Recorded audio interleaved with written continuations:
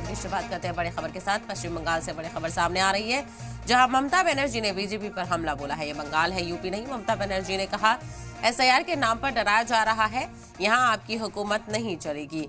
तो मगरबी बंगाल में आपको बताते चले, एसआईआर को लेकर सियासी घमासान मचा हुआ है। ममता बनर्जी बड़े पैमाने पर सरकार की और एसआईआर की मुखालफत करती हुई नजर आ रही है। तो मगरबी बंगाल में ममता बनर्जी ने बीजेपी पर निशाना साधते हुए कहा कि ये बंगाल है, यूपी नहीं। एसआईआर के नाम पर डराया जा रहा है। उन्होंने हुकूमत पर इल्जाम लगाया और कहा कि यहाँ आपकी हुकूमत नहीं चलेगी।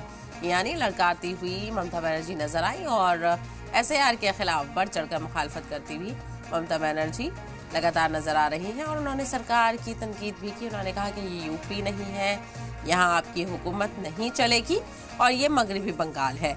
तो मगरबी बंगाल में हुंकार भरती हुई ममता बनर्जी एसआईआर के खिलाफ लगातार मुखालफत करती हुई नजर आ रही हैं और उन्होंने ये भी कहा कि ये यूपी नहीं है, यहाँ आपकी हुकूमत नहीं चलेगी।